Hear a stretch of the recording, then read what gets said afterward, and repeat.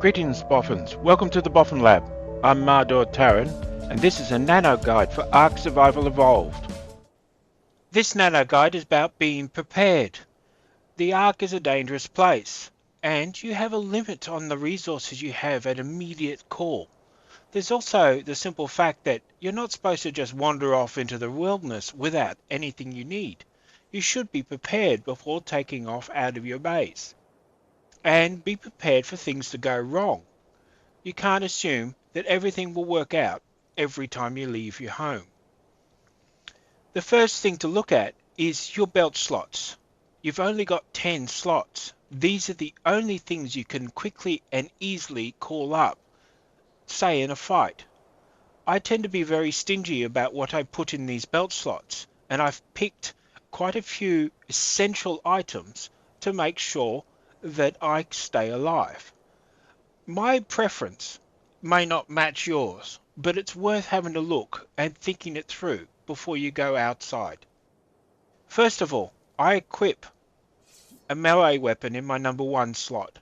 I prefer a sword myself. I usually have a shield as well, but a pike is an excellent one, or even a spear or club to start with. My next is my choice of ranged weapon.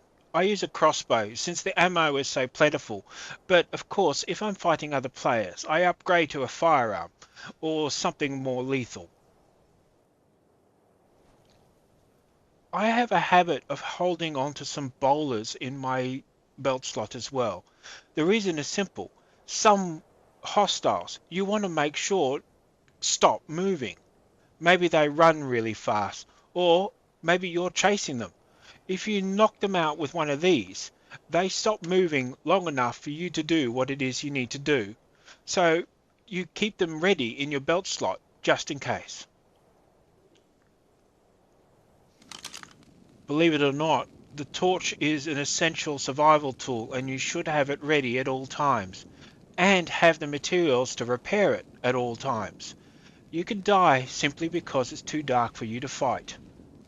As a result, I always carry a torch handy, and I find blueprints of higher quality torches to be a highly valuable resource. In my number 6 slot, I have stimulants, though I could replace it with stim berries. There's a couple of reasons why I do this. First of all, the first time I ever died to a player was because he hit me with a tranquilizer arrow and I was knocked unconscious. These stimulants means that that's less likely. Now that the effect of scorpions and snakes are a lot higher, the stimulants become essential if you want to travel in swamps or caves. Essentially, if you don't have them during that fight, you've got a very short time limit before you're unconscious and dead. Have them in your belt slot. You're going to need them in the middle of a fight in order to use them. The spyglass is an essential tool largely if you're on a PvP server. You need to know who that person over there is, or who that dinosaur belongs to. If you don't have it handy, you're not going to know, which means that your best option is to run from anybody who you don't recognize.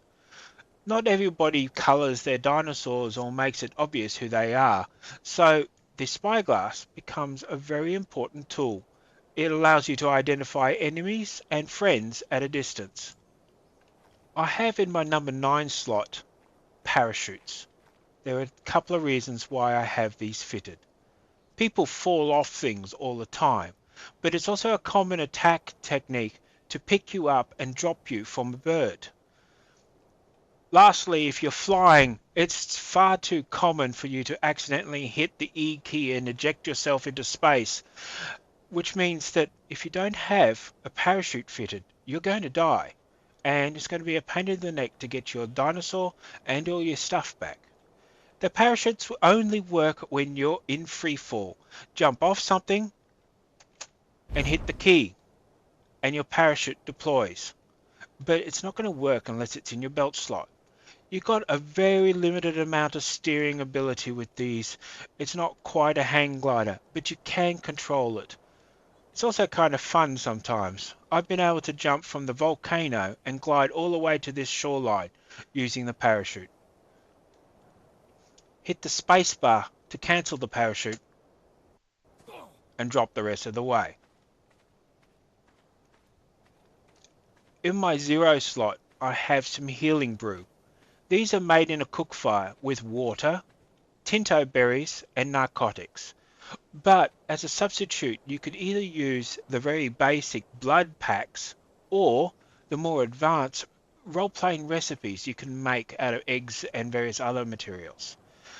This is your intermediate level, and if you don't have them, you're going to have troubles healing up in the middle of a fight. There are a couple more things I always carry, but they're not in my belt slot. You have to be careful. You're still in the wilds, and you need to be able to get yourself out alive. Food and water are essential commodities. Don't leave home without them. I've obviously gone for the best available water source, a canteen, but you can go with a water bottle or a water skin. You'll find that everything you do, anything that uses stamina, is also going to use water and food. So having water and food handy is going to be essential. Having a pick and a hatchet handy is also going to be important, just in case things go wrong. You can never know when you're going to need to harvest a few things just to do whatever it is you need to do.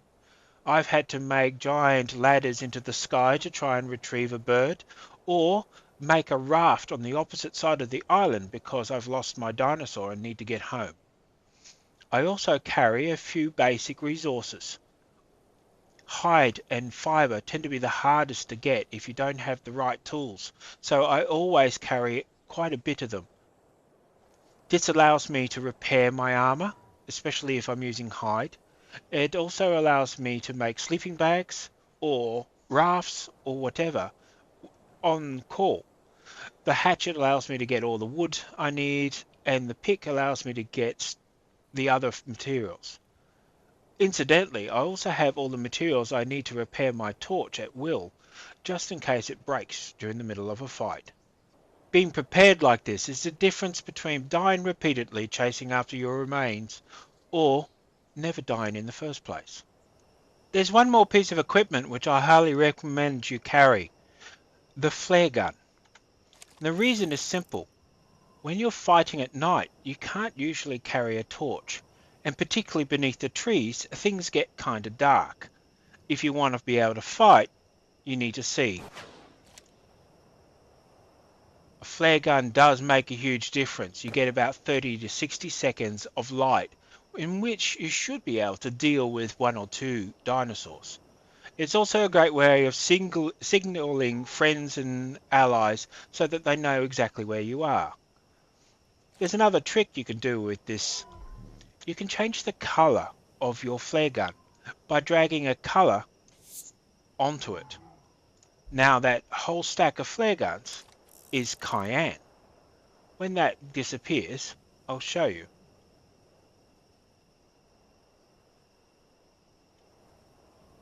So now we fire the cyan flare, and it's a whole different color.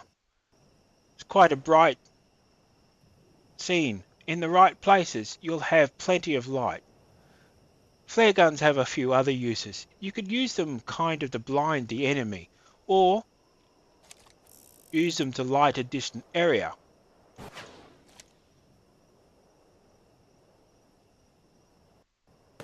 If you're scouting. I tend to like to put them in my number 5 slot. You can use a flare gun while on a dinosaur. If it's in a belt slot, you just hit the number and it launches it straight up. If it's in your inventory, click on it, hit the use item, and when you leave your inventory, it will launch straight up in the air. Let's shed some light on the scene while we bring the curtain down. That's the basic survival gear you should always have when you go out of your base. There's more. I've left a belt slot available, the 8 slot. You could also leave the 5 slot open if you wanted, or the 3. Use these slots to adapt to your current server and the problems on that server. Perhaps you need firearms handy because you're constantly fighting enemy tribes.